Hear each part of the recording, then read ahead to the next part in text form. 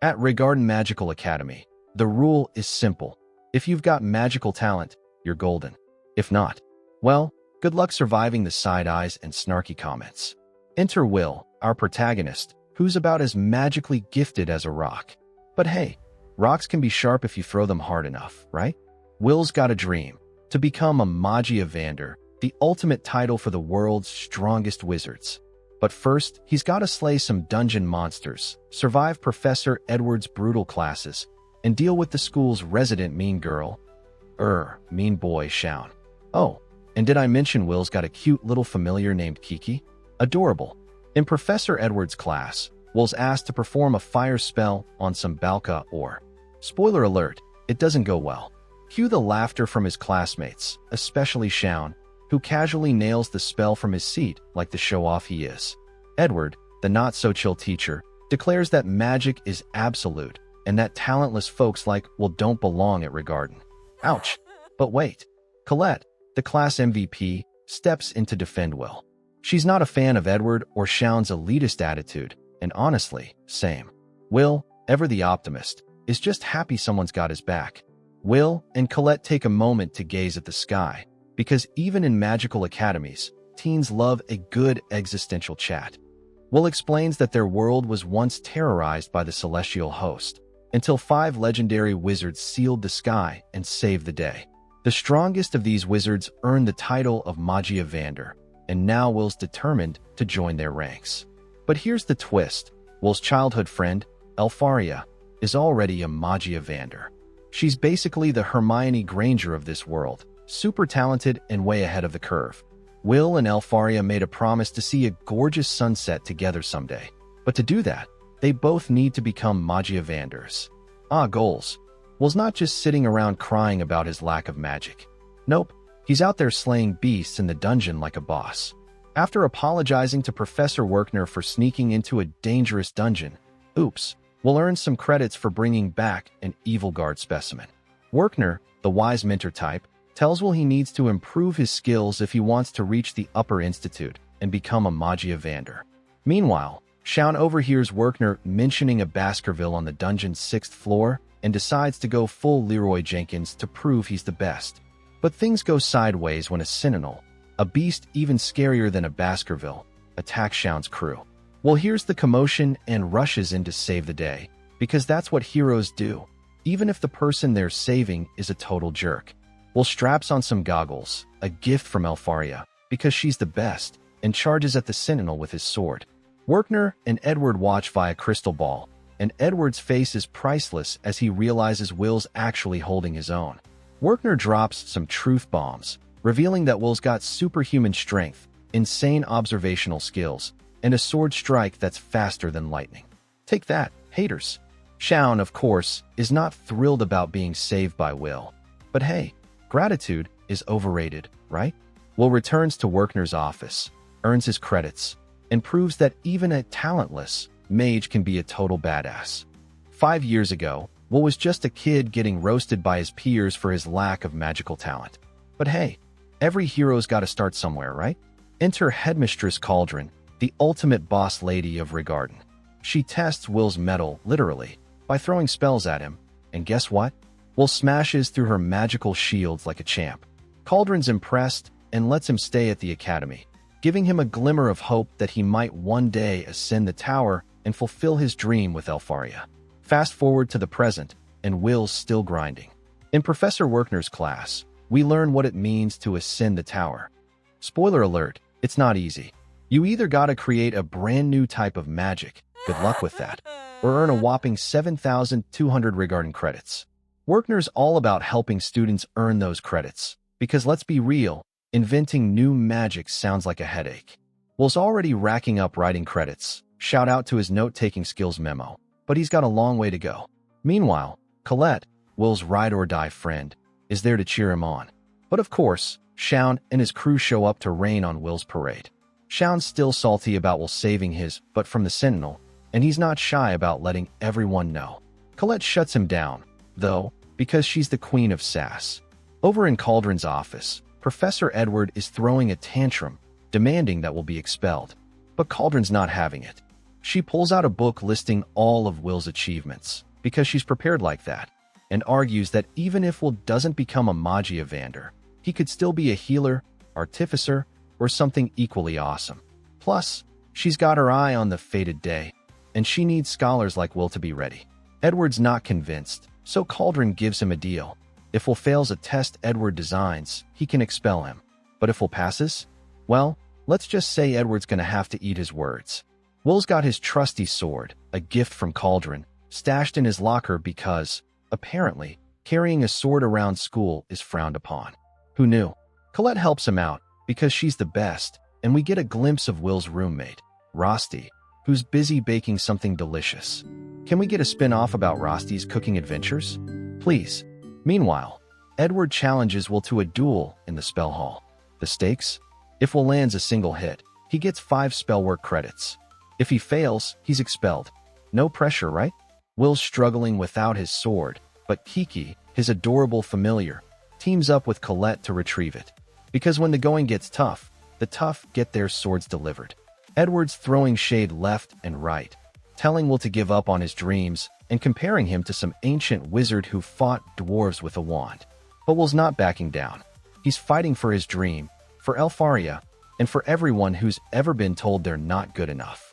Colette arrives just in time to toss Will his sword, because she's the MVP, and Will lands a single hit on Edward. Boom. 5 credits earned, expulsion avoided, and Edward's ego thoroughly bruised.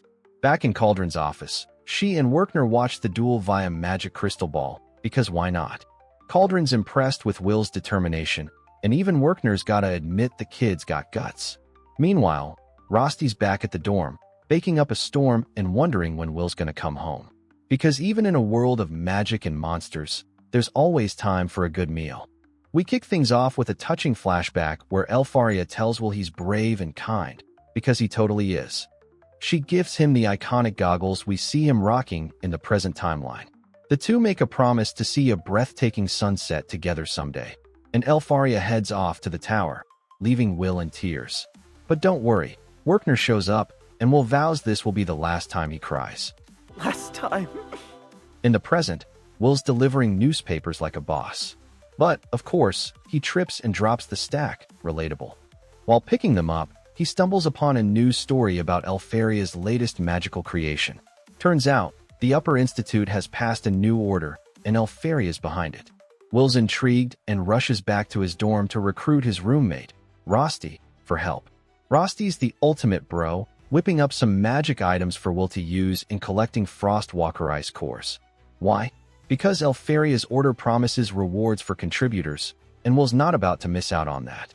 Rosti hands over the goods, and Will's off to the dungeon's 4th floor. Let the adventure begin. On the 4th floor, we'll find Sion and other students battling Frostwalkers. But things take a turn when some giant penguin monsters, yes, penguins, scare a girl named Iris. Will swoops in to save the day, because that's what heroes do.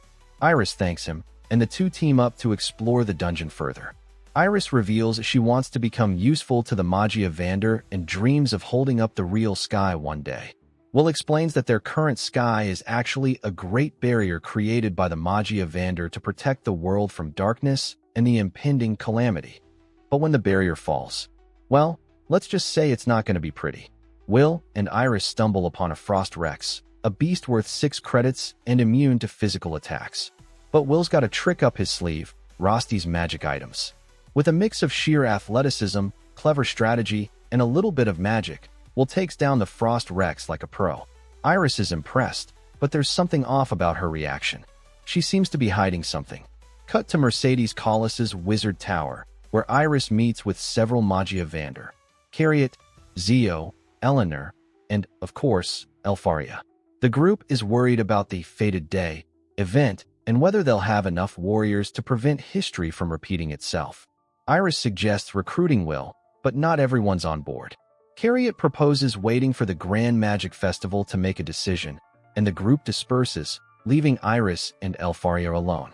Elfaria summons a crystal, smiles, and says Will's name. She's still rooting for him. While everyone else is grinding for credits in the magic exam, Will is busy serving drinks at Gina's tavern.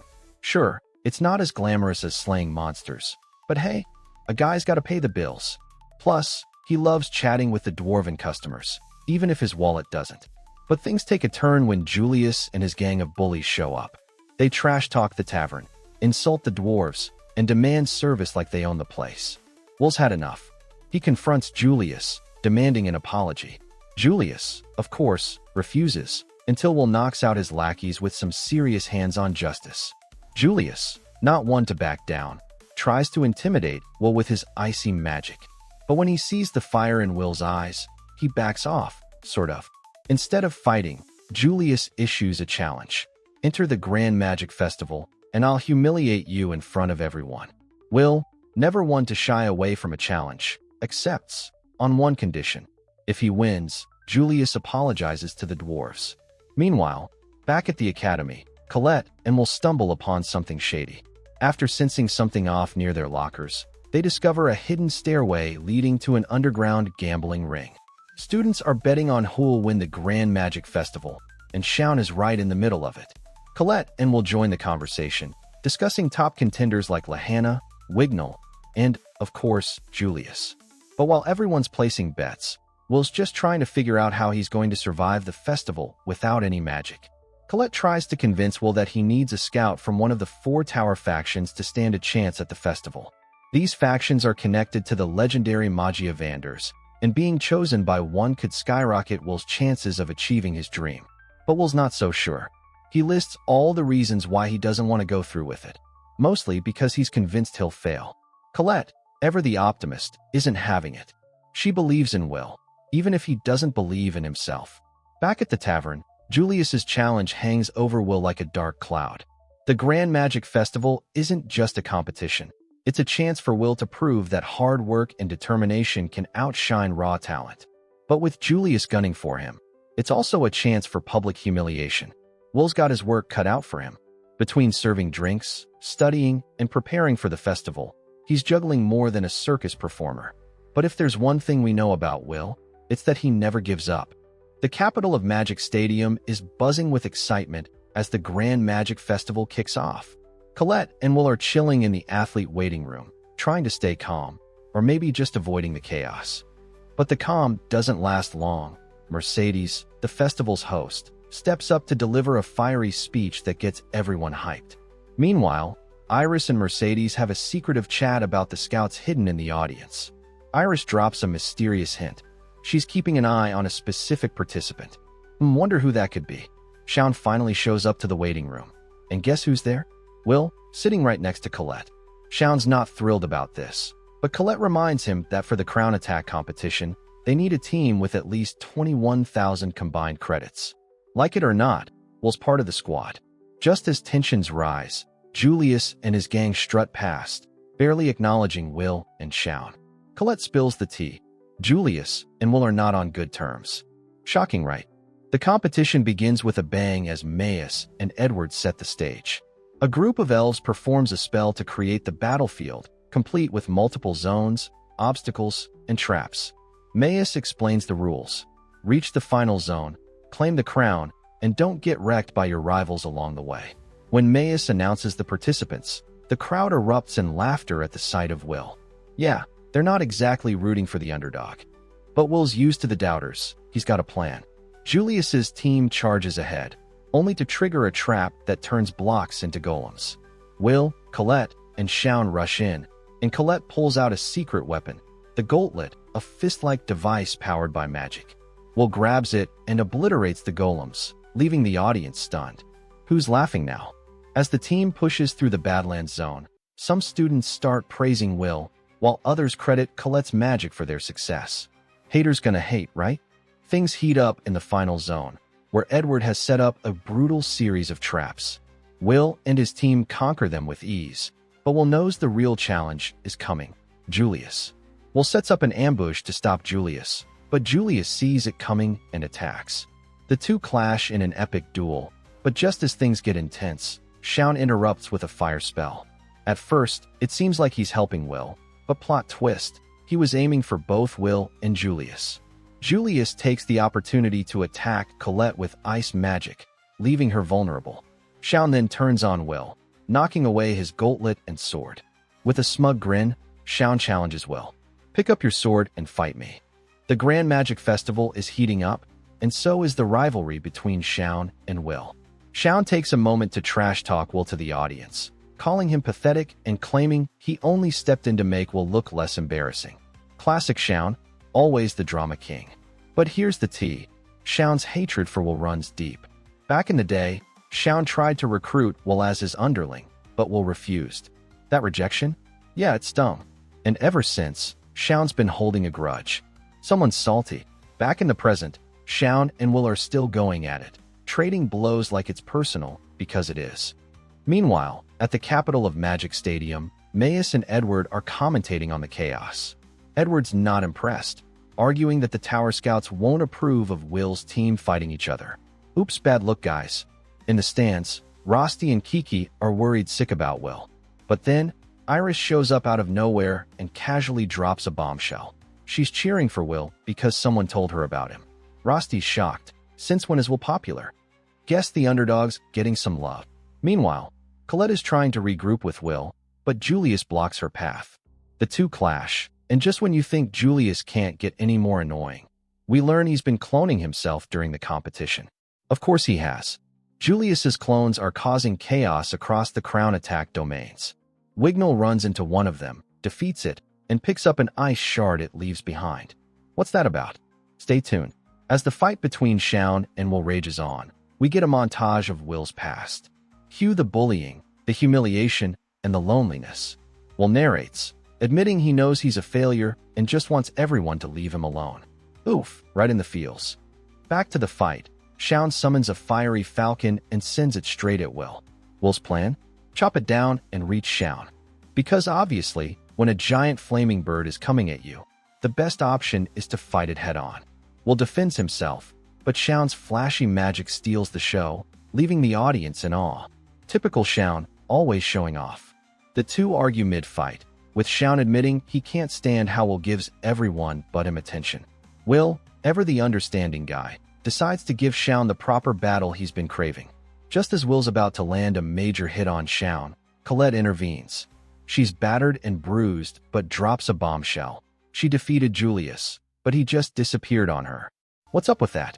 Colette scolds Sion for his snarky comments about her tattered outfit, and Will, being the gentleman he is, places his jacket on her.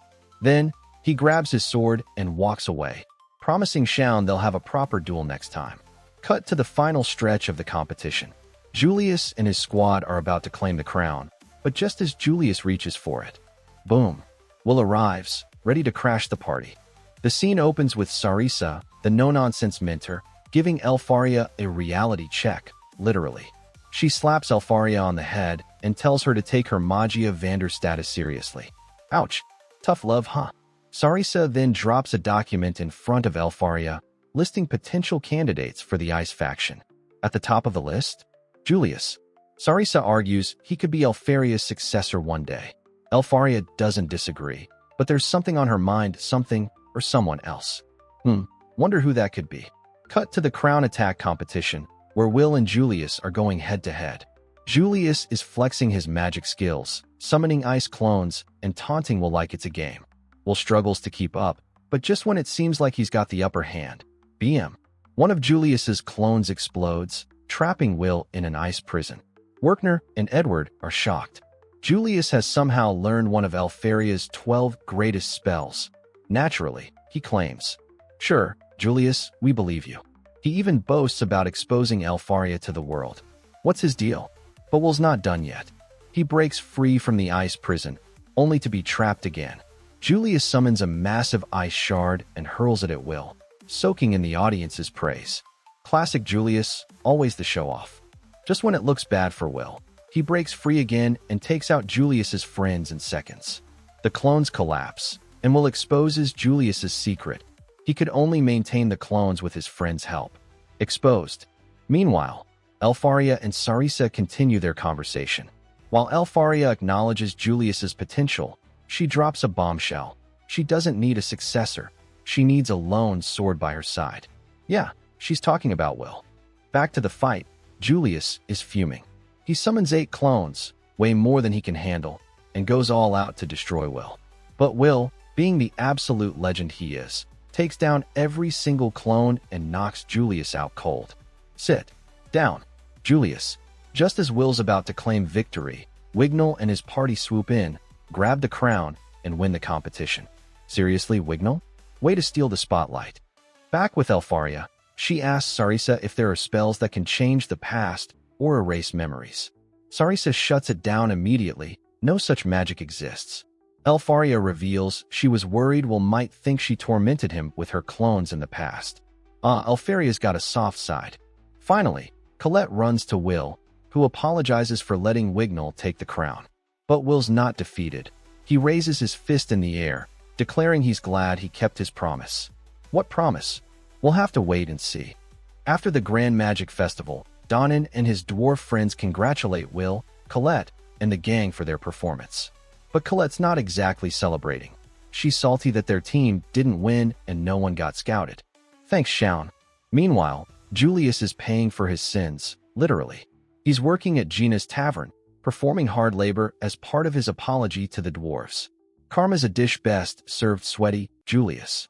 Back at the academy, Will's suddenly the talk of the town. Students are lining up to invite him to their parties for the upcoming all-student praxis event, a week-long dungeon exploration challenge. Guess beating Julius has its perks, but Colette isn't having it. She calls out the students for treating Will like garbage before the festival and now suddenly wanting him on their team. Will, however, is loving the attention. Who wouldn't? Colette steps in and tells everyone she and will have plans tomorrow. Hugh Rose teasing Colette about her date with Will. Oh, the drama. The next day, Will and Colette head out to shop for gear, but Rosti tags along as the ultimate third wheel. Seriously, Rosti, read the room. Rosti and Will hold hands, and Rosti makes a funny face at Colette. What even is this guy? We get a hilarious montage of Rosti ruining every moment Colette tries to get close to Will. Poor Colette can't catch a break. Later, Colette confronts Will about his interesting relationship with Rosti. Will explains that Rosti's just quirky. Understatement of the year. But then, Rosti drops a bombshell. I love Will. Wait, what? Colette and Rosti immediately start arguing over who deserves Will more. This is getting messy. Just when things couldn't get weirder, Lahanna shows up and whisks Will away to a tea house, where Wignall, Julius, and Sion are waiting. What is this? A secret villain meeting? Lahanna makes her pitch. She wants Will to join her party for the all-student praxis event. She shares her backstory. Her family's legacy depends on quick accomplishments, and she's determined to become a Magia Vander. No pressure, right? Wignall backs her up, and even Julius and Sion agree to join the party. Wait, Julius? The same guy Will just humiliated? This should be fun. Back at the academy, Werkner and Edward prepare the students for the event. Werkner explains that the dungeon's 7th to 10th floors will be unlocked, offering huge rewards and even bigger dangers. Edward, ever the optimist, warns that some students might not make it back alive. Cheerful, huh? When the event finally begins, Colette insists on joining to stay by Will's side. Teamwork. Rosti, unfortunately, can't participate, but he hooks Will up with some magic items. Thanks, buddy. As the students gear up, Edward gives one final lecture. The event has begun. Cue dramatic music. The all-student praxis event is officially underway, and the stakes have never been higher. But before we dive into the action, Logwell and Carriot are having a heated debate about which wand faction is the best. Logwell trashes the lightning, elf, and ice wands, claiming Inkindia, the Flame Emperor's wand, is the superior choice. Someone's got strong opinions. Meanwhile, at the event site, the students are ready to roll. Lahanna, Will, and their party waste no time diving into the dungeon. But things get spicy fast when they encounter a swarm of crimson ants. Before Will can even draw his sword, Lahanna charges in like a one-woman army, wiping out the ants with ease. Girl's got skills. As the team progresses, Will starts feeling the pressure. Julius effortlessly takes down enemies, leaving Will wondering if he'll even get a chance to shine. Wignall isn't helping, openly doubting Will's usefulness. Even Lahanna, who believes in Will, has her reservations. Tough crowd, huh? When the team takes a break, Lahanna assigns Will the thrilling task of distributing food. But Wignall refuses to let Will hand him his meal, claiming Will isn't worthy. Ouch. Will, ever the chill guy, just places the food on the ground. while Colette fumes in the background. Team Will, anyone? Will reflects on how skilled elves are in his world, citing the Elven Queen, Eleanor, as the ultimate example. But little does he know, Wignall's got some serious baggage with her. More on that later. Cut to the creepy duo from last episode. One's unnamed, and the other might be called Headless. These two are out here murdering monsters and participants like it's a hobby. What's their deal? Stay tuned. Back to our main group. They reach the 10th floor and find the luminous Nabarus already dead. Who got there first? But before they can figure it out, a giant unnamed monster attacks, sending everyone crashing down to the 11th floor. Yikes. The team gets split into pairs, and Julius and Sion are freaking out because only high-level mages should be able to handle this floor. Great. Just great. We get a flashback of a young Wignall being ridiculed by the elves, including the Elven Queen, Eleanor, for his poor illusion magic skills. No wonder he's so bitter. Back in the present, Will tries to help Wignall, but Wignall refuses until he needs medical supplies. Will, being the MVP, steps up and saves Wignall from a Jerjiza, a pig-like monster, while explaining why his illusion magic failed. Will's out here dropping knowledge bombs. Will's calm under pressure impresses Wignall, who admits he's not as skilled as everyone thinks. Character development alert. Together, they start exploring the 11th floor, with Will leading the way. Meanwhile, Werkner and Professor Eliza are trying to figure out what's causing the chaos in the dungeon. Edward calls off the event, but it's too late. Our heroes are already in deep trouble. Wignall casting spells in an undisclosed area, muttering the name Eleanor like it's a spell itself. Spoiler, it's not. We learn that Wignall's got some serious baggage. He's the only elf who hasn't ascended the tower, and he's convinced his illusion magic is all flash, no substance.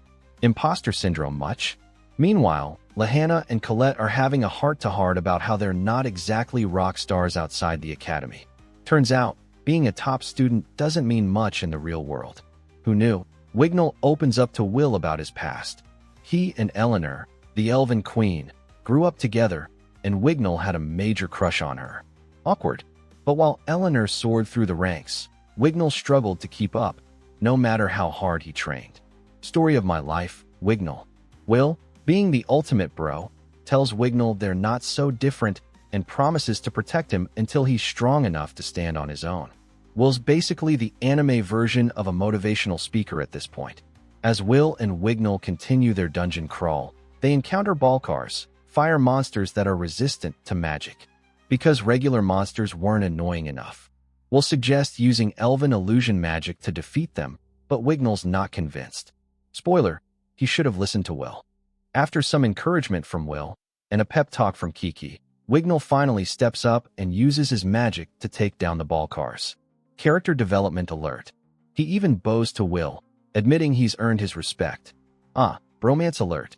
Will pulls out Rosty's Seeker map and explains how it, along with Kiki's sharp sense of smell, will help them find Colette and Lahanna. Will's basically a dungeon GPS at this point. Meanwhile, Julius and Sion are arguing over resources because teamwork is overrated when they're attacked by evil sentinels. Sion, ever the battle junkie, is ready to fight, but Julius is less thrilled. Typical. Back on another floor, Edward is protecting students from evil sentinels and ordering an evacuation to the 6th floor. Werkner swoops in on a sky racer, because why walk when you can fly, and updates Edward on the situation. They're determined to find Lahanna's party. Better late than never, right? Cut to Colette and Lahanna, who are greeted by the creepy duo, Headless and Mars. Headless casually drops that they're here to destroy the Great Barrier. No big deal, right? Just as Headless is about to attack, Will and the gang arrive. Will explains how they found the girls, thanks to Rosty's map and Kiki's nose, but Headless isn't impressed. He lunges at Will, only to be dragged away by Mars, who reminds him to focus on their mission. Even villains have deadlines, apparently. The narrator explaining the 1 out of a 1,000 credit rule. Because who doesn't love a good economics lesson in their anime? But don't worry, things get way more exciting from here.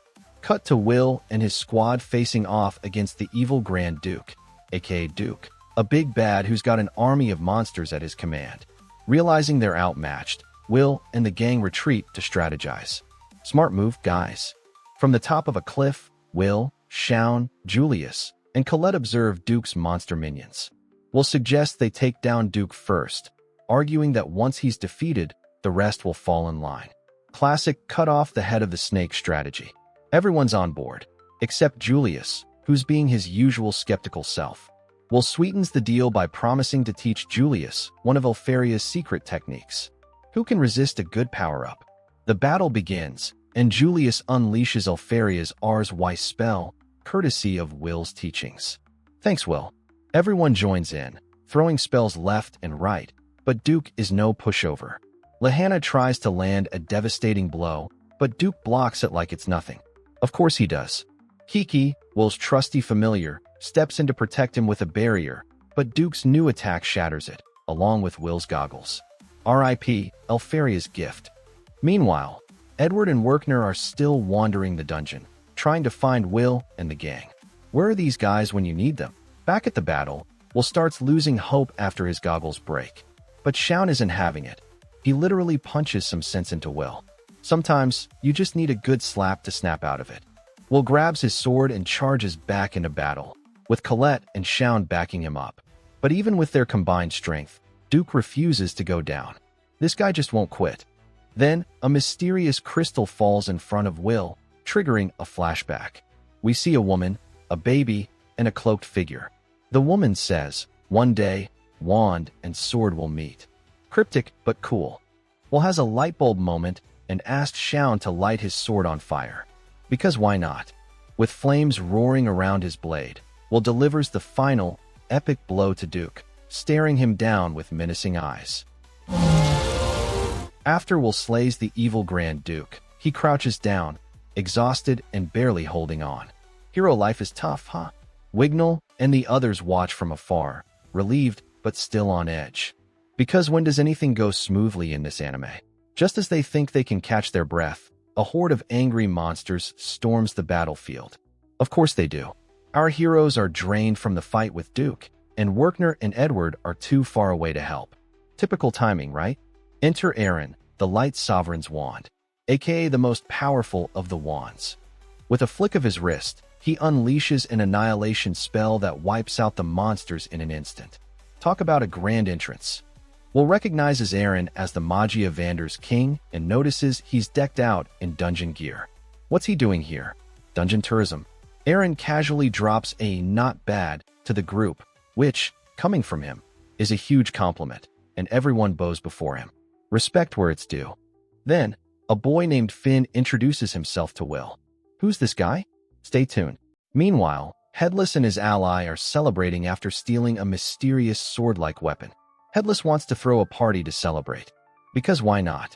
The narrator chimes in, revealing that 11 faculty members lost their lives during the all-student praxis event, but no students died. Silver lining. Investigators are desperate for info on Headless and his ally, but so far, they've got nothing. Mysterious villains gonna mysterious villain. Back at the academy, Colette and the gang are recovering in the hospital wing. Colette's upset about the lives lost, but Lahanna is just thankful no one from their team died.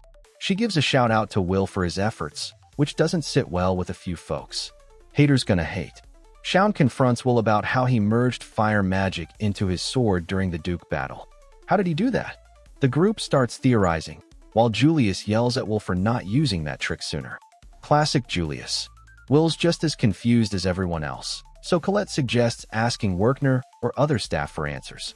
Will also brings up Finn, wondering who he is. Wignall and Lahanna explain that Finn is from the Finn tribe, a group of magicless people who are experts in dungeon exploration. They guide mages through uncharted territory. Basically, they're the ultimate dungeon tour guides. Later, Finn meets with Cauldron and presents the Mage Slayer, a deadly weapon he stole from a group that's been killing mages. Finn believes someone's experimenting in the dungeon and wants Cauldron to analyze the sword. Dungeon conspiracy alert. Finn's not happy that Cauldron kept Will a secret from him. He reminds Cauldron that while Cauldron watches over the wands, Finn's in charge of the swords. Division of labor, folks. Cauldron explains that Will's aiming to become a Magia Vander, so he's under Cauldron's watch. Finn agrees to let it slide, for now, but he warns that he'll be checking up on everyone occasionally. Finn's basically the dungeon's nosy neighbor.